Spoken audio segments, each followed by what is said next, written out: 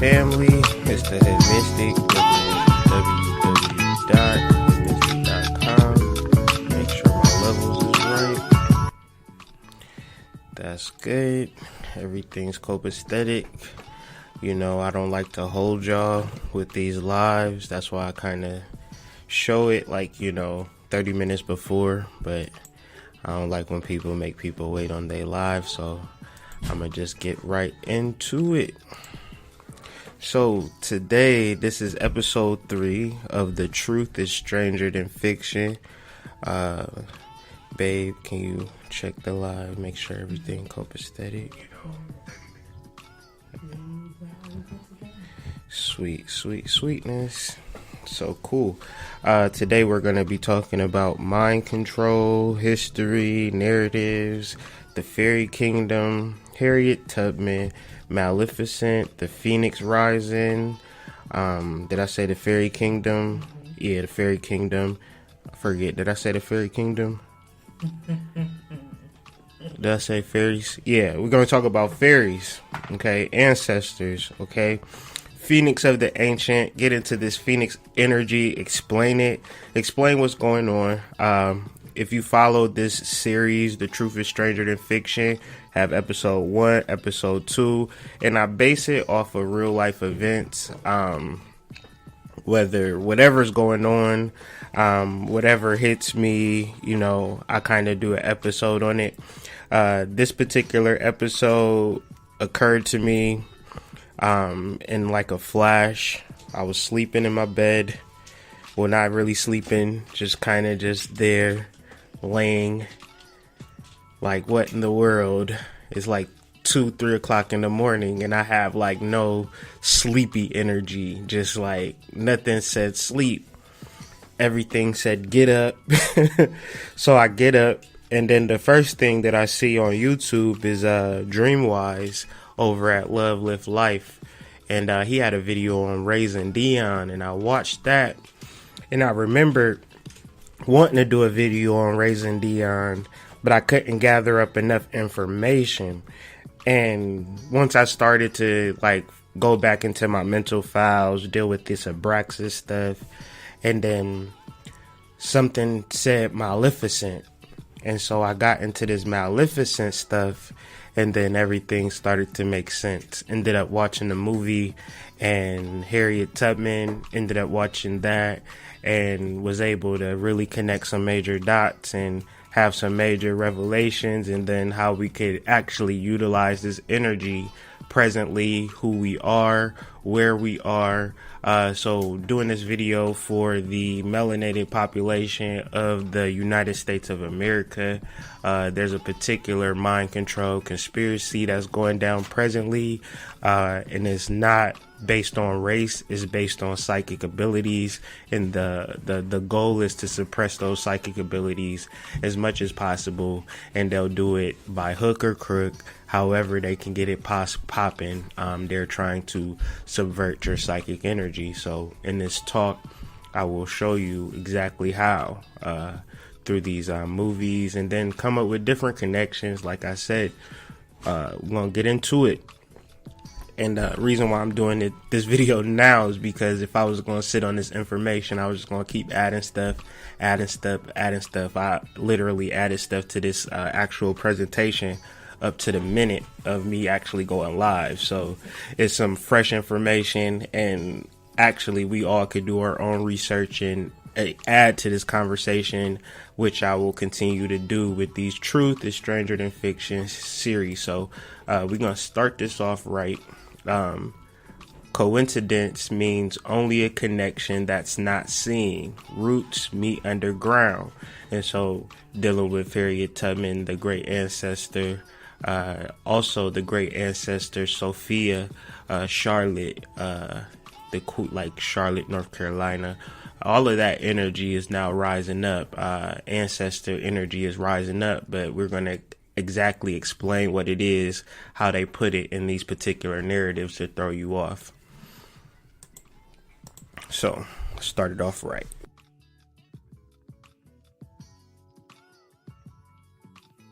What's the word, smart brother? I was able to decode the data from Multinational Inc. The General is under the influence of a psycho-hallucinogenic drug. It's a mind control drug, sir. Very powerful, very easy to use. Good Lord. With something like that, the man could control every black person in America. Theoretically, yes. But it would take years to administer the doses individually. To be efficient, you need to develop a huge distribution system. The chicken!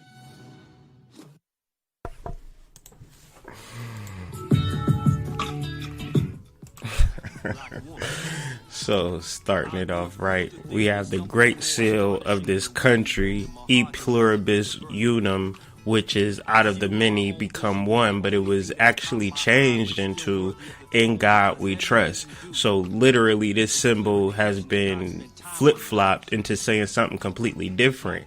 In God we trust, and they're using this symbol to represent the God that they trust in. And this is another image of Abraxas. So if this isn't clear that this is Abraxas now, throughout this conversation, you will clearly see that this country utilizes the energy of Abraxas as a form of mind control. So here we have the actual picture of Abraxas. So what Abraxas represents is the hidden side, the quote-unquote evil side of God. There is a particular narrative that within Christian, Islam, Judaic, that speaks of God being a benevolent character. But then if we look at the world and we reference things like slavery, injustices, mass incarceration, poverty, homelessness, all of these, industries and things of that nature, being blocked out of particular industries, being blocked out of creating particular towns and villages that would, not subject us or use us for batteries, but really allow us to be free and spiritual or prosperous or abundant. All of these things are hijacked by this energy of quote unquote God. It's not no coincidence is that in the worst neighborhoods you see all the churches, but in the affluent neighborhoods you just see the houses, and they're just playing golf or swimming, having fun, but they definitely not going to church. But in our communities, you have everybody going to church and every Sunday, but there's a lot of degradation and negative circumstances. And the reason is because the energy of the quote unquote God is not being fully developed and fully discussed. The energy of the demiurge within the church structure is not being discussed. So if you don't discuss the energy of the demiurge in your concept of God, then you'll be really messed up, and you'll see it with our people. You'll see it with your family members if you consider yourself awakened or going through some spiritual catharsis where the church situation just not adding up. The religion situation not adding up, especially as you get more and more spiritual. The reason why is because of Abraxas and the demiurgic energy. So in the movie before we get into that, let's just talk about it. Abraxas, the Gnostic symbol. Abraxas is a Gnostic symbol, a made-up name meaning 365, related to our year. Gnostic is a time god, so time is not like the 365-day year is not a natural year. It's a year that allows your employer to tax your ass with an hourly wage. So the energy of the government, the energy of labor is based upon time. You work 40 hours a week, 80 hours a week. You get so many sick days, so forth and so on. The reason why you even think on this level is because the hidden evil side of the quote unquote Christian God. And this is Gnostic represents the other side of Christianity that breaks down the true image of God. And it fully breaks down the energy of the demiurge. Abraxas is really identical with the demiurge, the world creator, and such. He is surely identical with Purusha or with Shiva. The god of the frogs or toads, the brainless one, is the union of the Christian God with Satan. In his later writings, Jung argued that the Christian God image was one-sided and that it left out the factor of evil. So there's two forms of evil. There's the evil that you know, and then there's the scapegoated type of evil. And in reference to this, you have to practice discernment and understand what evil is to you and what evil is in the world. And the metaphysical meaning of evil, it is representative of a world where a man has no spiritual understanding. So in this world where, you have billions of people who lack a spiritual understanding as the root cause to truth and, internals, just this whole consciousness game that we're discussing.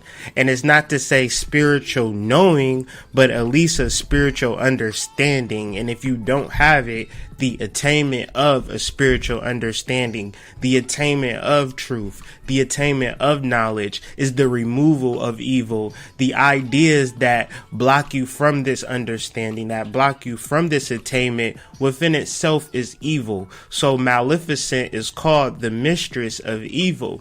And what it represents in our day and age, in our time, outside of the movie, is the people who lack a spiritual understanding. And this is what we deal with as spiritual people in communicating, because if we do the work and our neighbor does not do the work, then we have to figure out how to balance that.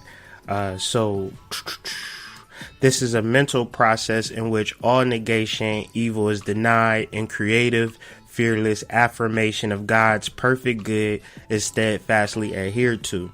And this is another point that I like to reference on all of these The Truth is Stranger Than Fiction episodes, is that the battle is already won. So the fear and the absence of a spiritual understanding, it brings in fear. It brings in the idea that the battle may be lost or the battle may not be won. So hopefully everything is copacetic and you're able to hear, and I'll wait for my wife to get back to confirm, but I'm just going to kind of go through this. So Maleficent, it is a movie that is centered on a war. Harriet Tubman is a movie that's centered or ends on a war, the Civil War, but the war that happens in Maleficent is King Philip's War. If you notice, the main character or the princess in Maleficent wants to get married to Prince Philip.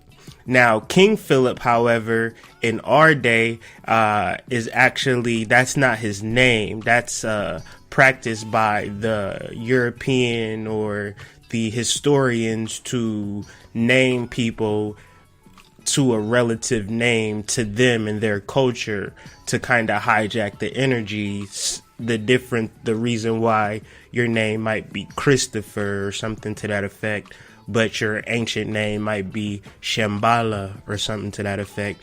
But Shambhala is too hardcore, so they would have to call you Christopher to make you more comfortable to their sights and their vision. So we're dealing with Metacomet's War. The first Indian War, okay?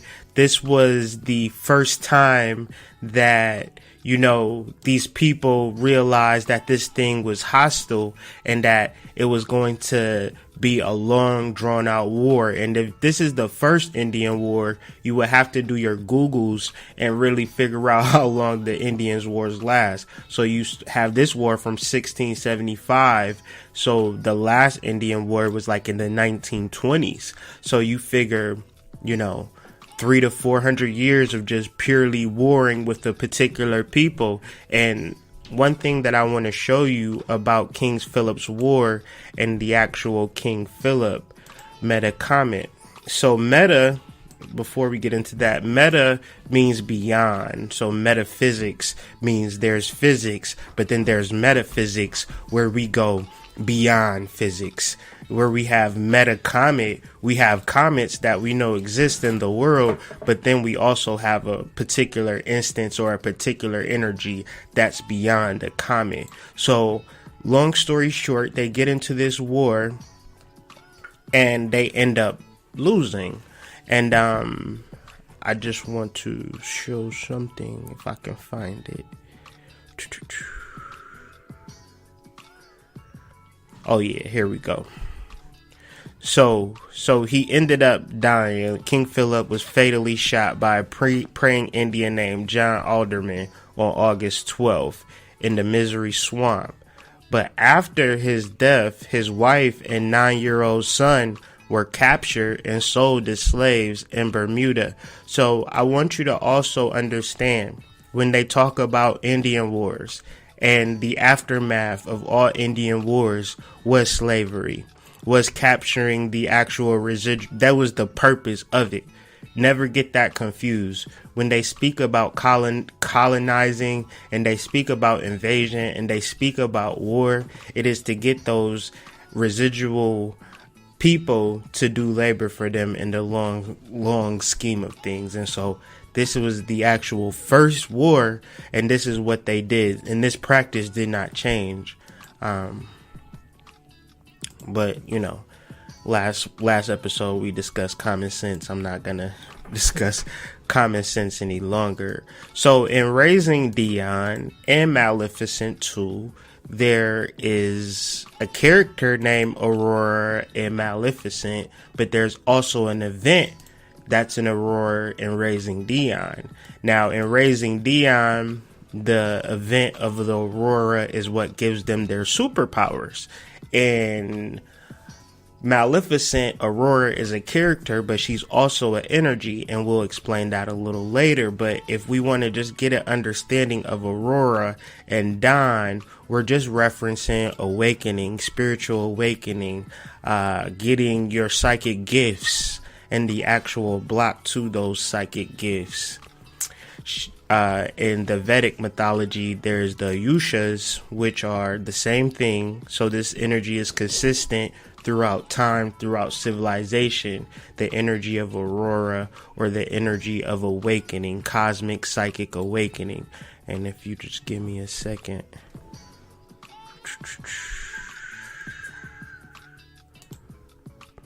The radiant dawns have risen up for glory in their white splendor like the waves of waters. It's a movie called Waves that's getting a lot of rave reviews, so check that out as well. She maketh paths all easy, fair to travel, and rich have shown herself benign and friendly. We see thou art good. Far shines thy luster, thy beams, thy splendors have flown up to heaven. Decking thyself, thou makest bare thy bosom, shining in majesty, thou goddess morning. So this is beyond and above any experience that you experience in the mundane world. So Aurora is a transcendent energy. Maleficent first ruled the Moors, but then Aurora began to rule the Moors, saying that once you elevate your consciousness, that within itself is a nobility. So in reference and preparation for Maleficent, we have to digress and deal with the story of Sleeping Beauty. Now Maleficent is what they would call a prequel and a sequel to Sleeping Beauty. And in order to understand Sleeping Beauty, we have to understand the Brothers Grimm. Now, the Brothers Grimm put out a book in 1812 with a whole list of fairy tales that we had remixed by Walt Disney and them that have really programmed and understood our childhood. We know the story of Snow White. We know the story of Cinderella. We know the story of Sleeping Beauty. If you don't, like you're under a rock. Now, the reason why is because more than just fairy tale interesting stories for children, before that, they were actually real life, Zane. It was some Zane / Stephen King type deal. Because the fairy tales were not for children at all. The fairy tales were for adults in understanding how to manipulate and utilize psychic abilities based upon the energy that was transferred and stolen from the ancients, reflipped, remixed into this fairy tale creature story. Now, these are all ancient mythologies that you watching with your kids that center in, major metaphysics. And, you can look at it one way, but you really have to look at it the real way to fully understand. So, the fairy tale of Sleeping Beauty or Little Briar Rose has undergone a remarkable transformation over the centuries. The storyline is simple and meaning not difficult to unravel. A young princess pricks herself on a spinning wheel. A spinning wheel is a chakra. Do your Googles, see what is chakra, the etymology of chakra, and you will get a spinning wheel. So when she pricks herself on this chakra, she falls asleep. And that's our people for the past however many centuries, right? Sleep. And it's not about race relations. It's not about reparations. It's not about all of this stuff that you see on the media. I'm telling you what it's about. It's about X-Men.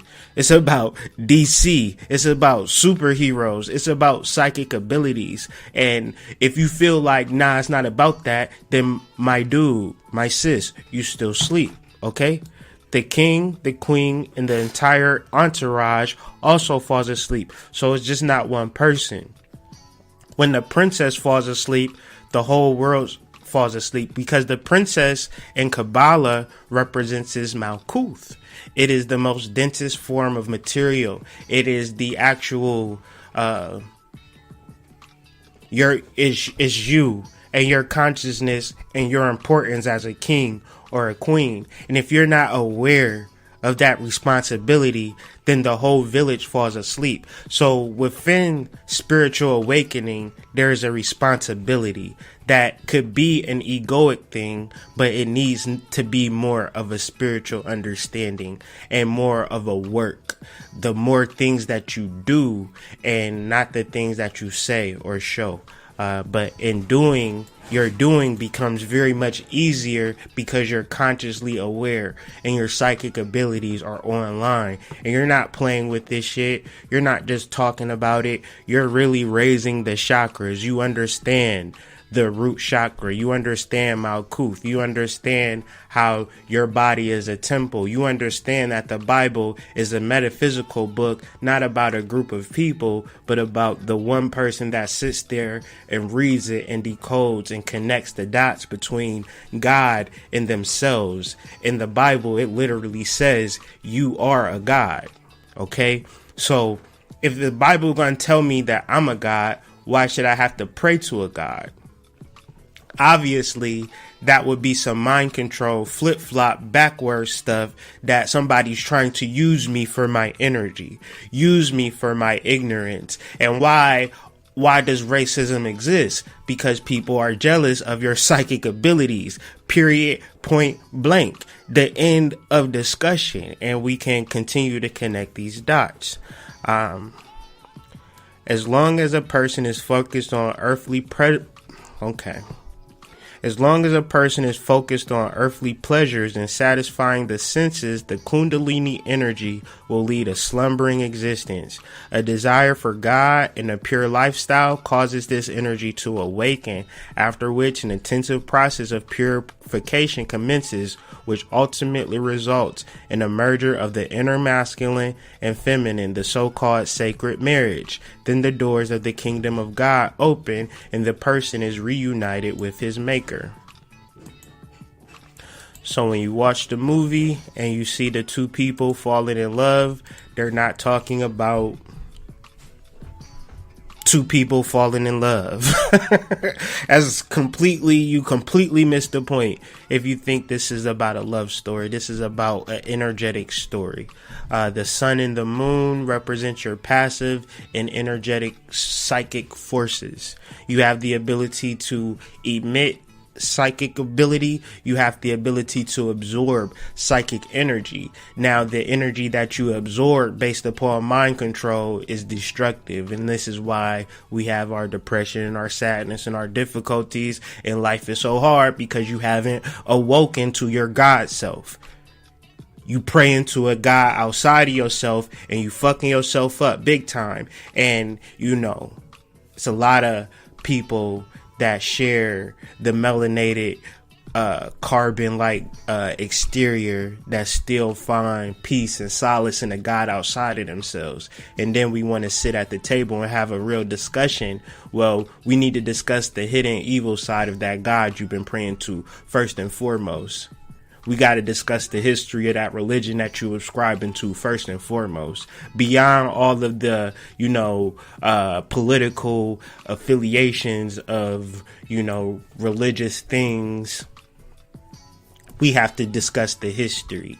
And so when you reference mythology, when you reference story tales or fairy tales, you're dealing with an interpretatio. Interpretation by means of Greek models used to interpret or attempt to understand the mythology and religion of other cultures. A comparative mythology using ancient Greek religious concepts and practices, deities and myths, equivalences and shared characteristics. And this is in Rome, this is in Germany, this is in basic Europe, where they just take ancient information and then change it all up and have you looking at it a whole different way, and you cursing the very energy that you came from because you don't understand this primary understanding of religion and mythology at its root. You don't have a European basis of mythology in no European group. You only have war and conquest and usurping of or interpretation of that ancient energy. So when you speak to inferiority and superiority, it's not even close. It's not even close. But the ignorance and the ignorance of the actual jealousy that's taking place is what's going to hold you back. So let's deal with Maleficent. Now, at some point in this movie, they was writing the script. And I know at one point, somebody on the writing team said, whoa. 1 second. Now, guys, do you think that we're saying Moors too much in the script? They sat, they thought about it. Then they came to the conclusion, black people ain't gonna watch this movie anyway. Good point. Keep going. Hey, let's write Moors all through this movie. Like, let's literally say Moors hundreds of times throughout this movie. Have everybody say Moors, and let's really get into what's happening. So, for this movie, I'm gonna make some connections, because if you don't understand by now, based upon this Truth is Stranger Than Fiction series, twin energies is the basics of esoteric, occult, mind control, all of these things. Twin energy is the basic. So throughout this movie, they're referencing the Moors. The Moors this, the Moors that. We got to go at the war with the Moors. We got to take the Moors out. The Moors, the Moors, the Moors, the Moors, the Moors. Okay? Say what? Oh, yeah. So my wife said, if you don't believe me, get your best bottle of liquor and get you a shot glass. And every time you hear the word Moors, take a shot. You're going to be so drunk by the end of this movie, you're going to be so mad at me. But, yeah. So, it's so much that it's like, I don't even know where to start, but let's just try to attempt to look at this from some way, because it's so. So the Moors are an enchanted forest kingdom that appears in the movie Maleficent, home to the knot grass, and fairies and all other creatures. It was formerly ruled by Maleficent, but later Aurora. Once the Moors were a place where Maleficent lived a peaceful life throughout her childhood, and many extraordinary creatures inhabited this magical land. Where's the point? Okay, this is what I want to get to. Unfortunately, the Moors became under the threat of an invading army from the human kingdom led by the ruthless King Henry. Then you just do your little Googles real quick.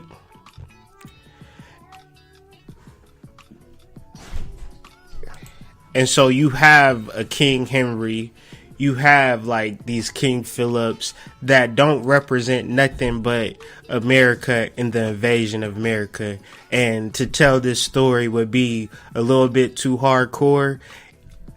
Another thing why you don't tell this story in actual African American history or black history or nothing like that, because African American history, black history is rooted and originated in slavery, and that actual root and origination is $1 trillion industry. No matter if you go to any school, you know how many textbooks that they would have to rewrite, you know how much of a re-angling of society that they would have to kind of change and twerk, because they just built this big ass museum in Washington DC.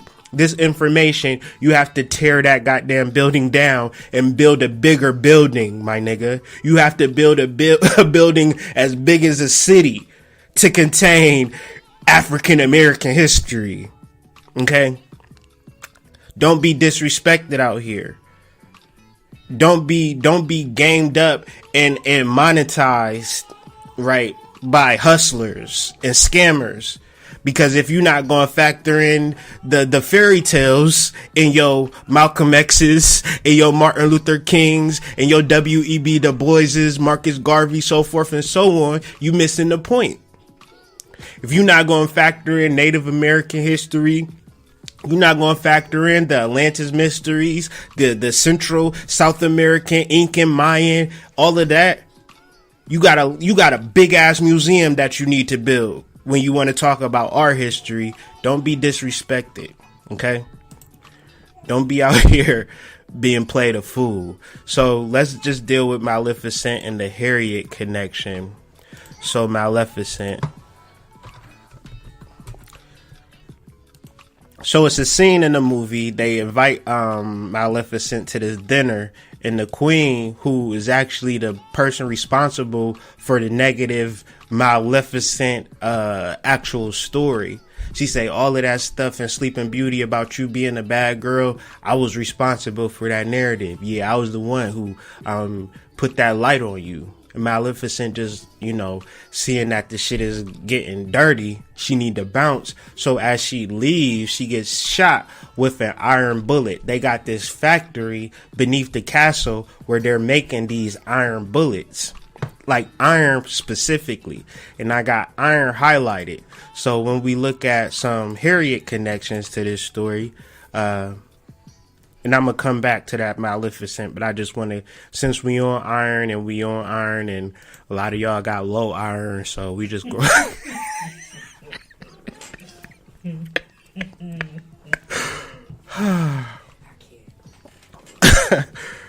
Okay. Harriet Tubman was a disabled person. She had narcolepsy. I don't believe this. I'm just reading it. That whole thing, narcolepsy and sleeping spills, you can throw that out the window, in my personal opinion. She could fall asleep at any time, in any place. You can also throw that out the window. This was caused by a severe blow to the head by a 2-pound iron weight. Hold up. So Gerda shoots Maleficent with an iron bullet. And then let's deal with this. Maleficent is the last descendant from the Phoenix, an ancient and powerful dark fae ancestor. Let's just deal with that. That's what Harriet Tubman is, if you ain't know. If you didn't know. If you did not know, that's what Harriet Tubman is. The last descendant from the Phoenix, an ancient and powerful dark fae ancestor. And a lot of her story is propaganda. A lot of it is based upon psychic gifts. So I actually watched the movie and everybody was bashing it, but I didn't give myself that space to bash it. I said there's some good in this movie and I'm just gonna watch it for the good, because it's enough niggas on the internet bashing it. Y'all don't need all you gotta do is type Harriet Tubman movie review and everybody is status quo to just bash something. And you know me, if everybody going right, I'm gonna go left. You feel me? That's just how I get down. So, interesting point. So we have the Fairies. I need y'all to follow me because this is where you can kind of get lost, but I really need you to hold on. We have the Fairies. We have Harriet Tubman.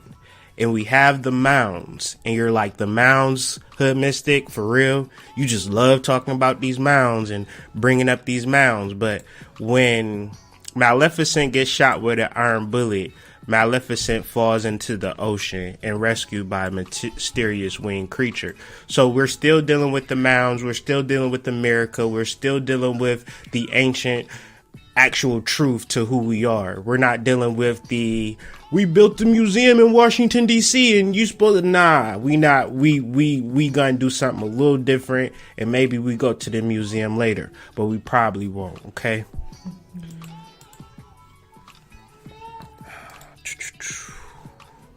Get down here. The proofs of the connection of the mound builders with Atlantis are their race identity with the nations of Central America possess flood legends, part of one great movement of the human race extended from Andes to Lake Superior, and as I believe, from Atlantis to India.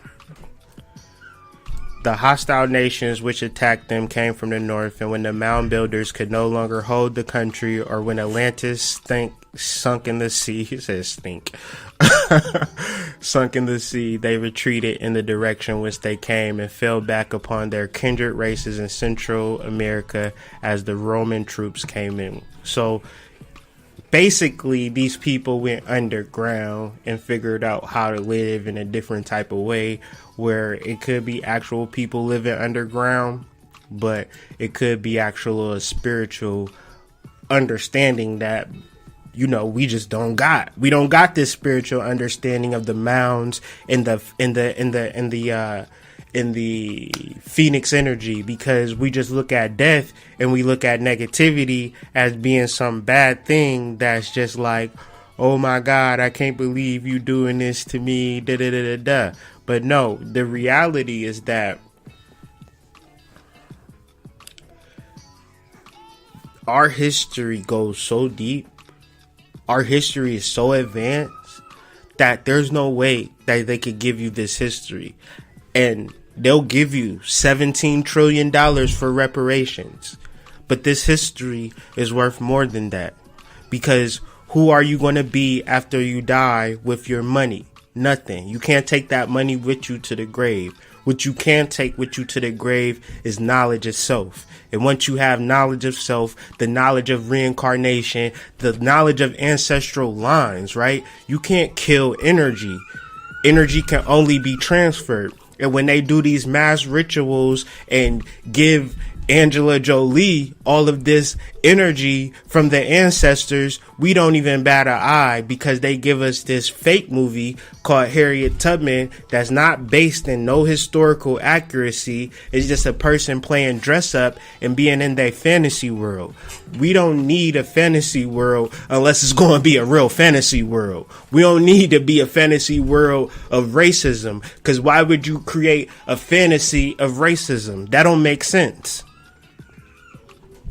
You want to create a fantasy of supernatural abilities, supernatural gifts, you know, creativity, imagination, forward thought, you know, the energy of the fairies, magic, things of that nature.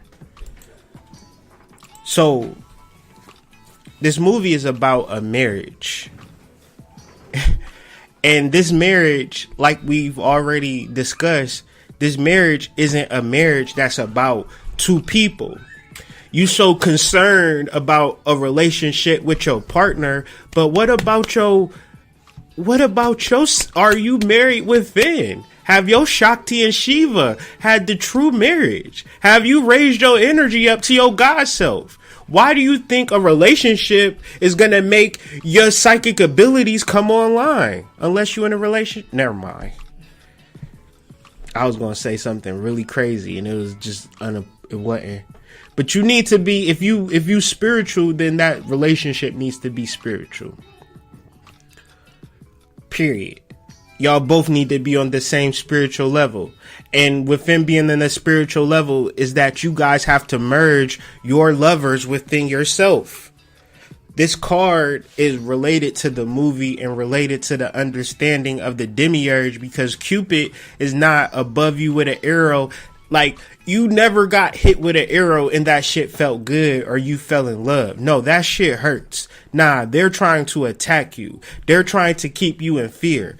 Like, this Cupid is the brain or the demiurge that's trying to block this marriage. But within the understanding of esoterics, you can't stop this if you really are about it. So they go through this whole big old war just at the very end for Aurora and Philip to get married at the end, meaning that even a whole war is not going to stop two people from coming together, or your psychic energy, no matter how many demiurges or how many negative entities are above you, they could never stop your psychic forces because the battle is already won. And this is the message that we're trying to come across.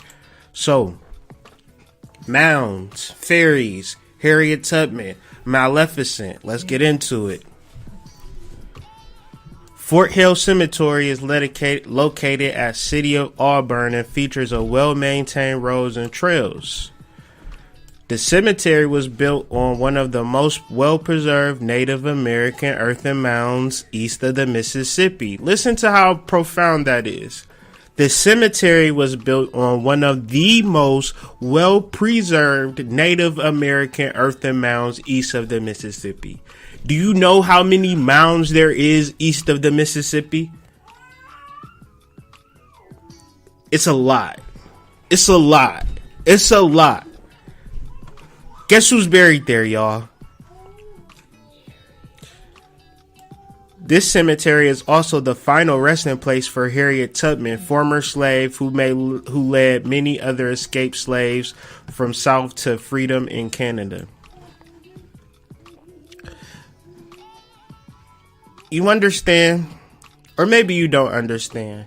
Maybe you don't understand how we got from fairy to phoenix to ancestor to mounds to Harriet Tubman to Maleficent to a hijack of the energy to get you to watch Harriet Tubman and think that that's your history, but then to overlook Maleficent like that's just a fairy tale with some little kids playing a little game and you take your kids to see that. But no, this is serious. I'm gonna be on YouTube and get real serious about Harriet Tubman because da-da-da-da-da. But what you got for Maleficent? Nothing. Crickets. Okay. That's where your mind control is at. That's how your mind is literally being controlled, right? You don't even know, right? Okay. And so America. The phoenix of the ancients. I just want to bring up some points, because this is kind of wordy and I'll be sounding crazy trying to read this. I just want to read this little point and try to reference the phoenix of the ancients and come back to America, okay? Not to astronomical imagination only may this type be attributed, but to astronomical secrecy and jealousy also, okay? And this is the song that we got played in the background, that Joel Santana, that jealousy, you feel me? Like, let's just call a spade a spade. You jealous of my gifts, not my gifts, but this is the actual energy, like, like meditation, building up your energy and really understanding your energy, understanding your light and your dark, your action, your positive, understanding your shadow, understanding your psychology, actually knowing how to purify your mind. All of these things will bring about such a great revelation in who you are as a soul. And me, I'm just, I'm just a drug. I'm just like I used to be on the block all day. You know what I'm saying? I used to have like a bag, like a grocery bag, and mad like weed sacks tied up. You understand what I'm saying? And had them in my drawers and standing on the block trying to get my weed sacks off so I could, have some money. And I really got into this meditation. I really got into this because I didn't necessarily even know where it was going to lead me. And now I'm here. And now I reflect on that person and I realize that when you in that space of loss, you can't even understand the higher metaphysics and the higher esoterics of things because you really trapped in that way of thought. So you can't really say what you can really do and what you can't do based upon being in ignorance. So Aurora thus is that conscious awakening that makes everything easier. But you got to be wise enough to understand that this shit isn't just all like fun and games. This is serious business, but you got to be serious about the shit that your kids watch and kind of laugh at the shit that you've been. You understand? That In and Out, Toy Story, all of these things are extremely deep and not for children. We talked about that yesterday with Rugrats. Right. How Rugrats been on for 30 years, or almost 30 years. It's crazy.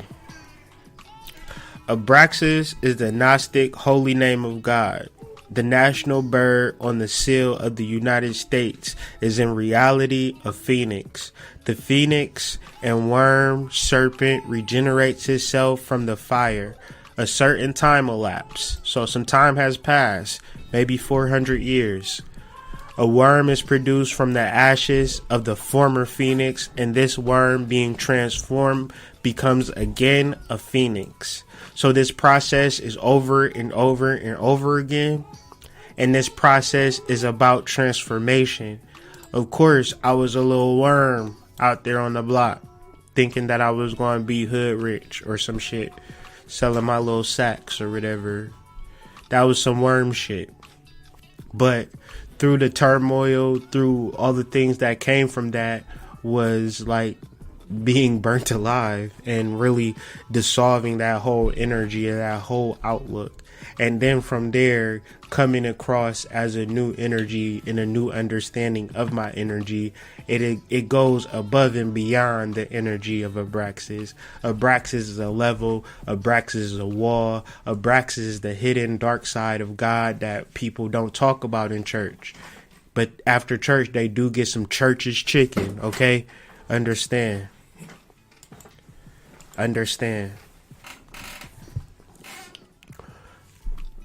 So here in this slide, I was going to take a little space to reference Raising Dion and how it connects to Abraxas. And,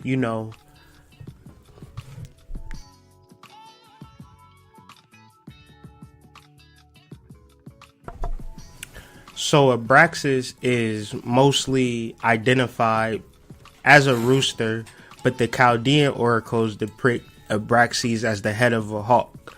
So him having the head of a hawk could also be the head of an eagle as well. So when you look at this picture, you can see how they can flip it from a chicken to a hawk. It's still a bird. It's not that much different. And maybe they changed the legs from snakes, but they still kind of snake-like. And, it's very much of a close, damn near identical match of Abraxas and this eagle. So in understanding this and connecting those dots, right? Because in Raising Dion, the little boy would say abracadabra to get his magic popping, right? He would say abracadabra to get his magic popping. That's just a fact. If you watch it, there's no argument in that. So him being able to get things popping by saying abracadabra just means that he's channeling the energy of Abraxas. And then he has a godfather, okay, by the name of Pat. Thank you. And Pat is not the godfather. First, he's like this good person. Like when you go to church and you hungry, like the first thing that Pat does is take him out to go get some pizza. That's like the most benign thing to do, right? You know, you ever, oh yeah, we having hot dogs and hamburgers at the church. Come and eat. And then they start talking, have you been saved by Jesus stuff after you taking a couple of bites of your burger? Like, yeah, Jesus made this hamburger possible. And it's like, now you got me in a pickle. You know what I'm saying? I was hungry and you gave me this hamburger and you said Jesus made this hamburger. Then Jesus must be that nigga then. I need to see about this. But it's more or less of you being hungry in the first place, or you feeling that need or that void in the first place. But if you understood your metaphysics, your abracadabra, and your way to go above and beyond and get some things popping, then, you know, you wouldn't necessarily need the Godfather and things of that nature. But the Godfather in the movie, Pat, he was hurt. He had a lot of pain. And he was literally psychic vampiring the little boy. And every time the little boy would do some magic, it would invoke chaos. So you think that you think that show is good? That show is horrible. If every time you use your energy, your mom is like freaking the hell out and you destroying ecosystems and things like that, then you can understand why they want to keep this energy on wraps. Because this actual matrix has holes in it.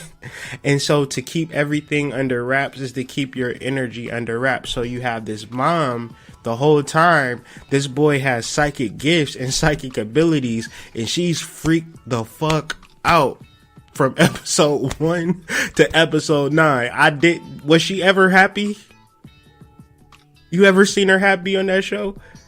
She was stressed the hell out. And imagine you got psychic gifts and your mom stressed the hell out. So imagine the mind control and the subconscious flipping that they're doing with that movie and watching it, and you actually accepting it and saying, you know what, this is a good show because da-da-da-da-da. You know, no, this is kind of like really showing you how it actually works. Mm-hmm. And the dad is actually killed in New Orleans, and I found that interesting. Why they kill him in New Orleans out of all places. And I find that Popeyes is based in New Orleans, and I'm pretty sure Popeyes is doing full on voodoo at this point to increase money, you know. If you don't think Popeyes is doing full on voodoo, your head is under a rock, cause it ain't no chicken that good. I had some good ass chicken. It's good ass chicken places all over the place. You know, Chick-fil-A been having long crowds. Every time I drive past Chick-fil-A, it's a long line. Ain't nobody fighting or nothing like that. You know, they getting them in and out. You know, Chick-fil-A been crowded. People been loving chicken sandwiches. This is a little different, okay? Oh, yeah, it's probably a whole different thing, you know? So Gnosticism is a religious teaching based on gnosis, meaning secret knowledge that is used to achieve salvation or return to our true spiritual origins away from the physical universe and its evil. While we continue to be churned through the cycles of rebirth here on earth, perhaps the magic, mysticism, or the religion of old or new can guide us back to our true origins in pure form, back to and beyond Abraxas, okay? We're not going back to shit. You understand? We we create ourselves. And so it's no level of deity that can be created or drawn that you should look at and be like, you know what, I'm gonna worship that, I'm gonna be up under that, I'm gonna pray to that, and that energy is gonna bless me. No, we observe energies and we see their qualities, we see their manifestations, and I've seen enough of God to know what the fuck he's gonna manifest in this world, you know, when it comes to this Christian ideology. I've seen enough. I've seen enough of the Catholic Church. I've seen Spotlight, okay? Y'all ain't seen Spotlight? Y'all ain't seen Spotlight? Y'all don't read the news? Y'all don't see what's happening in these Catholic churches? Y'all don't see the videos where they talking about, you know, the Catholic church pray to Christ, and then the next sentence they praying to Lucifer? Y'all ain't heard about the 501c3s and all of these types of things that's happening with these churches, and the pastors taxing y'all off for money, but ain't doing nothing for the community but buying a jet. You know, they pimping religion, they pimping hope. You know, they pimping all of these ideas that talk about the evil side, though, of the God that we worshiping. What is his dark side? He don't got no dark side? Okay, man. Also, I do want to say there's been a 2 million pound recall of chicken. Some chicken has been found with metal in it. So we have to really understand. And when I reference God, I just want to be clear. I know that you are God, and I know that there is no God outside of you. I know that. And I just need you to know that. I'm not anti-God. I'm pro-God. I'm pro the true God, though. I'm not into you painting some picture of some man on a cross and you expecting me to worship that shit. I'm not into that. I'm not into that at all on no levels. You got creative energy, creative dreams, and your drawings are inspiration of the ancient energy that I need to realize. You have the mythology within yourself. But life gets easier once you realize who you are.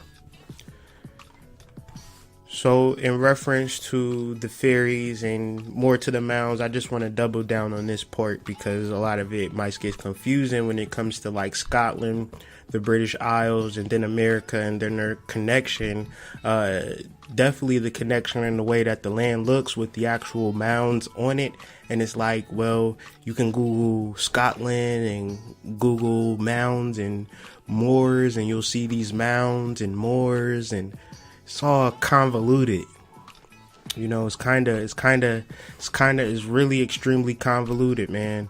Moor means mound in Scotland, but then there's mounds in America about these people that we don't know much about. They just somehow up and vanish. But the Scottish people trace their descent from Skoda, the daughter of an Egyptian pharaoh whose people settled first in Spain and then in Ireland. So I took this from J.A. Rogers. I was reading a lot of J.A. Rogers. I suggest you guys get into J.A. Rogers' Nature Knows No Color Line. That's actually a free PDF if you just Google it. It's a profound book. And in that book, it speaks to how before any of us ever existed, before our mamas, daddies, grandmamas, great-great-grandmothers existed, guess what was happening? Different races was having sex with each other. It was happening so much and so prevalent throughout history that nobody has pure blood race. Guess what? It's black people with white ancestry. It's white people with black ancestry. Who would have knew? The idea of a pure race is more propaganda than it is fact. But when you deal with the melanated energy or the melanated person, you have to understand that you ruled the world for the whole entirety of it up until just recently. And in that whole entirety of the ancient world, there's a vast history that's not being told to you.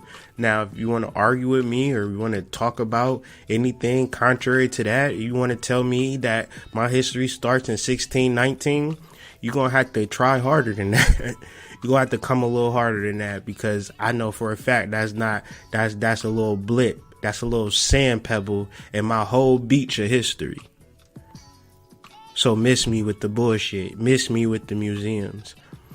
Unless you're going to have a museum about this the Nazis removed Saint Maurice, a Negro leading Catholic saint of Germany, from coats of arms. A black man's head, even on the coat of arms all through Germany, said that was replaced by the government with a sword and sickle. So imagine on your coats of arms you have a black man's head, and now it ain't no black man's head, it's a goddamn sword and a sickle, meaning we gonna stab you and kill you indefinitely, right?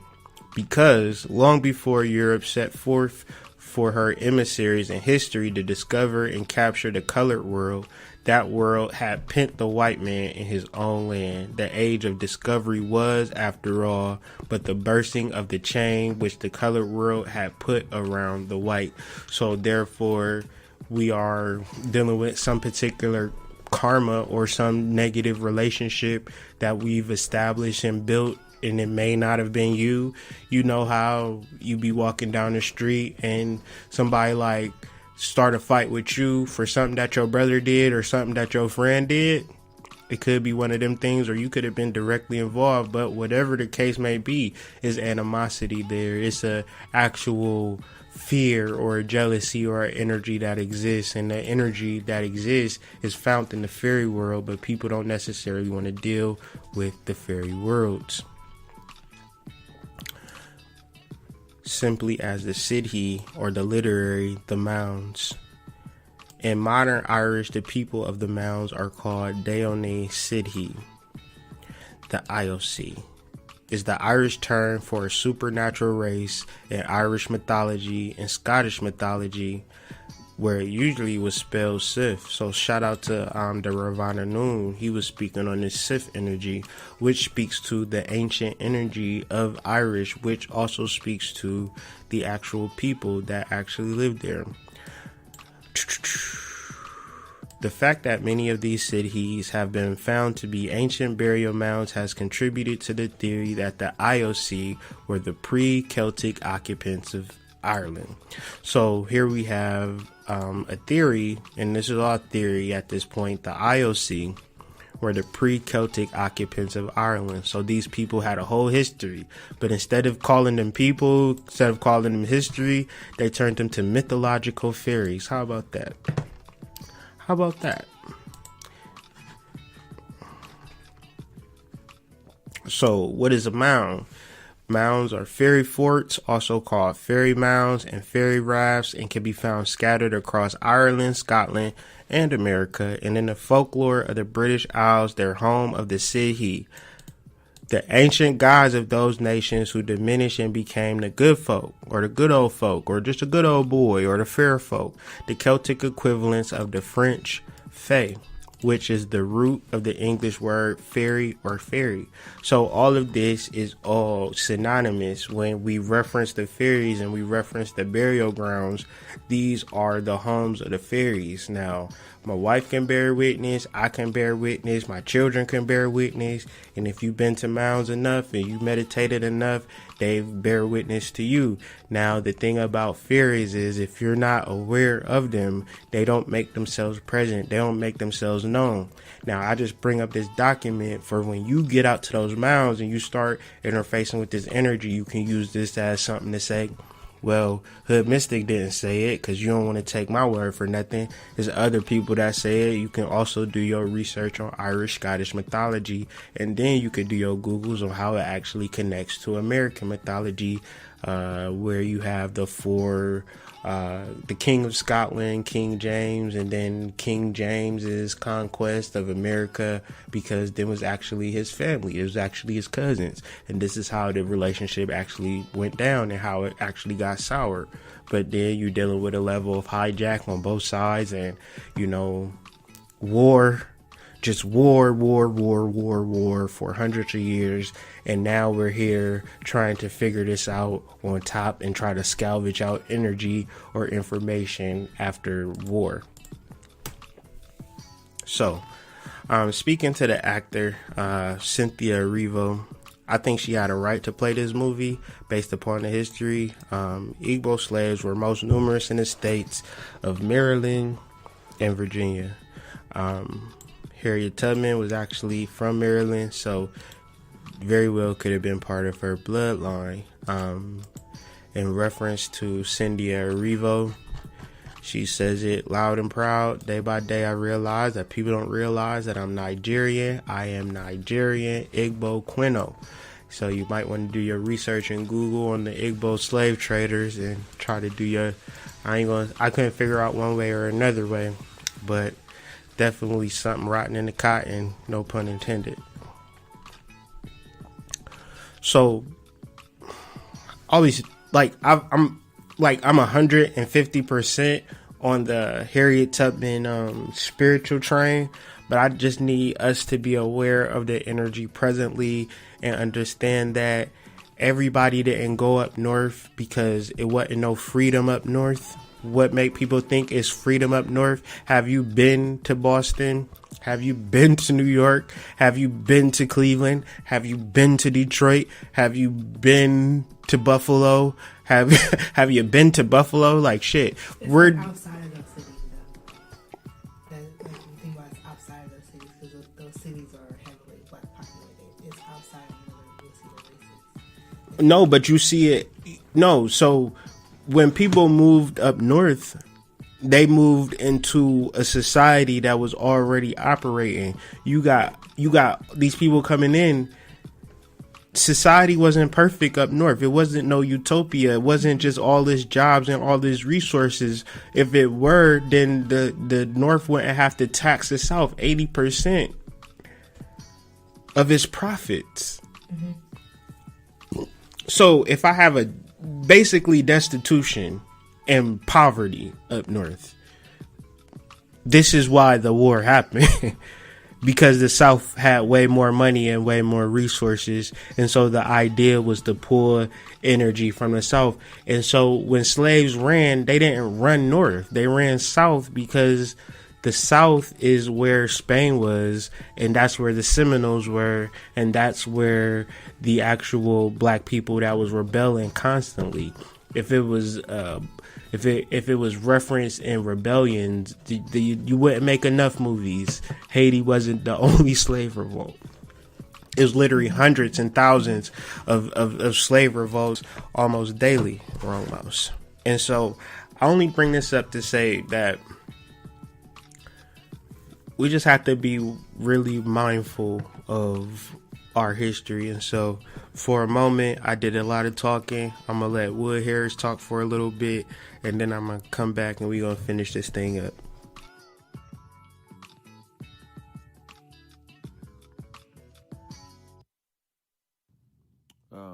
Society has a historical sensibility that associates with the African contribution to Europe. So, Europe wouldn't have written language and bathhouses and roads or this idea of schools and university. That's African stuff. And Rome, Spain, and Greece, those places are African civilized places. They made civilized by the Moors, who came in 711 in Spain and stayed there hundreds of years. And they ended up with, prior to that though, not having numbers, a sense of what a number was, or written language. So I'm saying all that to say that in European history, they have that. In America, they pretty much don't give you the real story at all. So you're slaves and masters. You see, it's a big difference. It makes the black Americans grow up with a built-in inferiority switch that is always in the shadows. If you really believe you come from slavery, there's a lot of questions to be had about all of that. Lots of black people don't come from a slave background but don't know it. We all believe we come from one giant slave. You dig?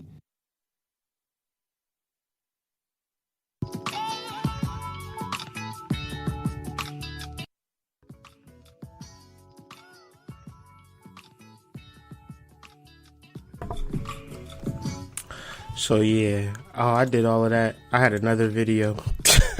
One more video. A long time ago, when leather was still in fashion, a young man left his home to satisfy his hunger for adventure. That's what all of a girl do. was Big Mjonana, prince of the Mutsamai tribe. A man with a spirit so untamable, he tamed the spirit of others. He was unstoppable.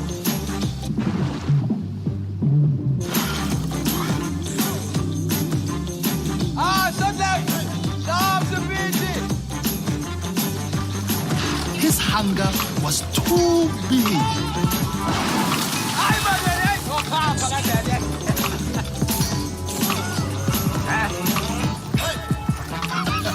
Nothing or no one could shake Jonana's confidence. He weathered heavy storms, but if you asked him, he'd say it was just a breeze. Big Jonana did many things, but the one thing he'll always be remembered for is discovering a foreign land. Wala mang gamla? So, Spirit, wala? Gusto. Can I be in there?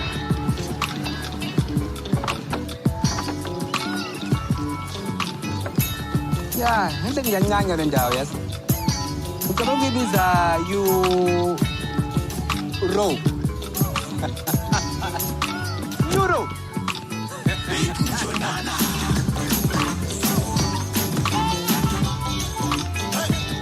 And that is the legend of Big John.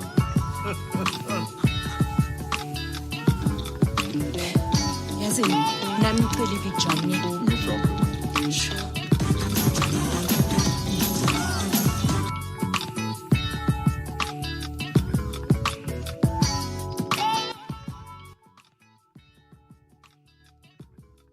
So basically, like, that chicken thing is like a worldwide thing. It's just not America. You can see that they try to indoctrinate people to eat chicken all over the world. But that was a funny little look up chicken licking videos. All of those videos is deep. We was watching those videos last night. I had to stop because it was getting too crazy. So in the reference in the idea between or behind Africa coming to America and da-da-da-da-da. Did you know about Liberia? So, after the Civil War happened, thousands of free blacks with the aid of interested whites returned to Africa with the aid of the American colonization society and colonized what eventually became Liberia. While some African Americans chose this option, the vast majority felt themselves to be Americans and focused their efforts on achieving equality within the United States. So that was happening back then, but let's deal with this one more time. Not freedom, but Liberia. So I'm gonna attempt to tie this all in and finish this all up. So Liberia is a country in West Africa which was founded by former American slaves, but it was actually funded and organized by the American Colonization Society. The Society for the Colonization of Free People of American Free People, Color of America, blah, blah, blah, commonly known as the American Colonization Society, was established by 1816 by Robert Finley of New Jersey to encourage and support the migration of free Africans to the continent of Africa. The majority of black Americans regarded this society with enormous disdain. As soon as they heard about it, 3,000 blacks packed a church in Philadelphia and bitterly, unanimously denounced it while claiming the aid of... I hate doing that. But overall, this is a sketchy type of deal where they started to bring people... They started to create this narrative that you was from Africa, and they started to bring people from America to Africa to create this actual narrative between the actual population of American citizens, where people didn't necessarily feel that way all the time. One more part.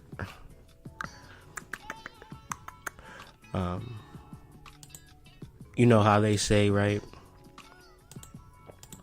And I'm only bringing that up for one reason, because I was gonna delete that slide, but I'm gonna talk about it because it's a weird coincidence within this. Coincidence means only a connection that's not seen. Roots meet underground. So Robert Finley, I just thought this was funny. I'm gonna leave it off at this. Finley was born in Princeton, New Jersey. Born in Glasgow, Scotland, where he was trained as a yarn merchant, where he became acquainted with Reverend John Witherspoon. You can't make this up. Then a pastor in the town of Paisley. You can't make that up either. Paisley, same place. I think that's the same place as Prince, if I'm not mistaken. Ain't that where he from? But these numbers don't add up. In the time of 1801 to 1825, there's to be said that 109,545 slaves were imported to the USA, but that was around the same time as the Brothers Grimm was released, and this is where they started flipping the narratives, where they started taking the history, and instead of making it be human history, they dehumanized it and made it become particular fairy tales, and they also dehumanized the people. So you could say that all of these people came on ships, but a lot of it came through war. A lot of slaves came through in the results of war and taking different tribal people and bringing them into a particular level of slavery. And although I'm pretty sure that people did get on ships and come over here, the numbers just don't add up. Even if you have USA, you take these numbers at face value, you only have 305,000 that came to USA, and compared to the 5 to 6 million that came to Portugal and Brazil. So also do your research, do your Googles on that. So did you know that on April 16th, 1862, President Abraham Lincoln signed a bill ending slavery in the District of Columbia, and to give reparations to the people who were freed from slavery was done almost instantly, but it wasn't until how you think it was. It provided for immediate emancipation, compensation to former owners who were loyal to the Union of up to $300 for each freed slave. And then another thing that was interesting, the freedom of only 3,000 former slaves. So we talking about millions of slaves that supposedly freed, but only got compensation for a total of 3,000 former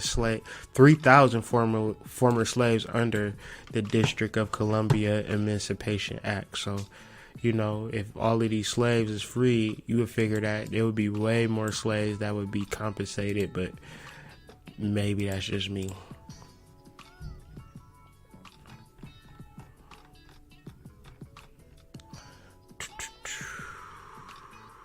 So, an overwhelming majority of white people believe that slave owners not enslaved African Americans deserve recompense for benevolence of manumission.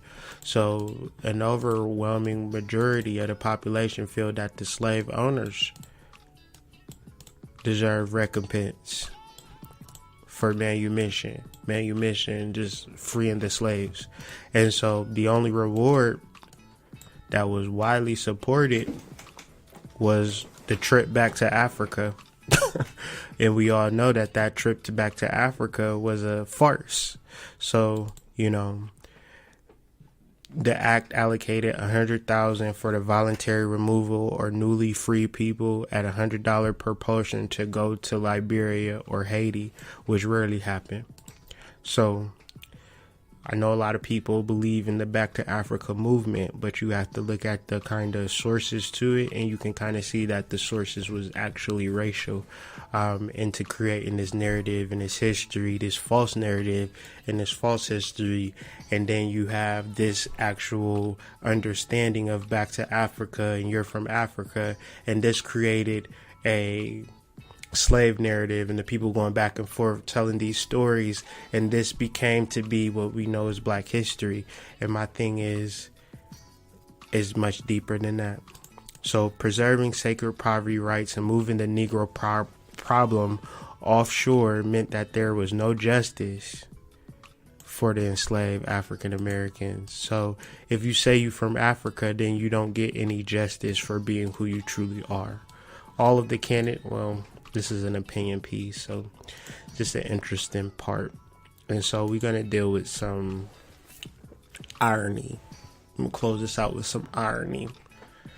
So we have $20 bills. If you had $20, you could go to the store and buy something. And if you look on that $20 bill, you will see Andrew Jackson. And Andrew Jackson was an actual slave holder, and he was actually responsible for the Trail of Tears. He was responsible for storming into Florida and commencing an illegal war to capture Florida. So he was a real like poster child for slavery.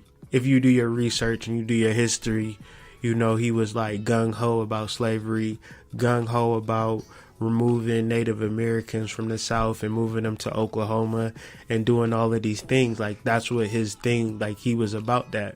And he's on the cover of the $20 bill. And it's really odd that they would replace him with Harriet Tubman, you know. And to put Harriet Tubman on a $20 bill, because that's when we first started talking about Harriet Tubman again, is when they started talking about this $20 bill. And it got me to thinking, like, man, they really monetize our energy. They really get rich off of our energy and our ancestors. And in that space, we have the ability to connect with our ancestors and raise our spiritual understanding and really understand the deeper aspects of why are we here by channeling these ancestors. And this was part of the root foundations to the spiritual community, where you talk about like Bobby Hemmett and Brother Panic and channeling Michael Jackson or channeling these energies. Like, I remember just being first interested into that idea, you know, like how these energies could transition but still be in close proximity with that energy.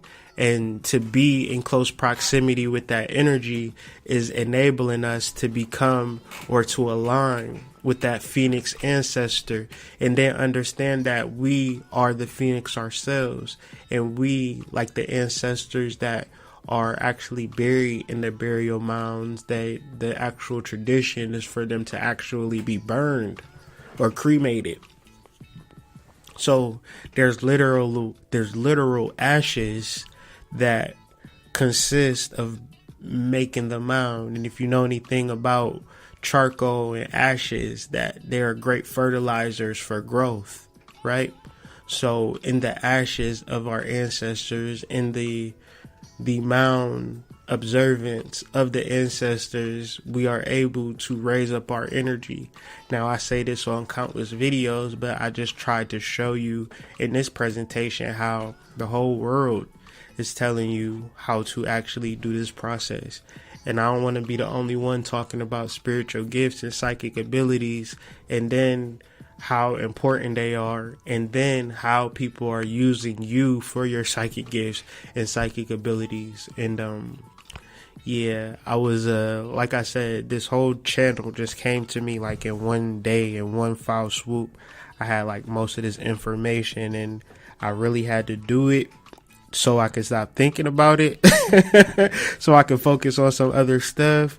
And with all of that being said, I hope that you found this, one, entertaining, two, useful, and I hope it made sense. And I hope you have a new way to really connect to your energy and connect with your ancestors, because my great grandmother had revealed herself to me as a fairy, and I had that realization this whole time. So that connection between my great grandmother and Harriet Tubman was apparent to me.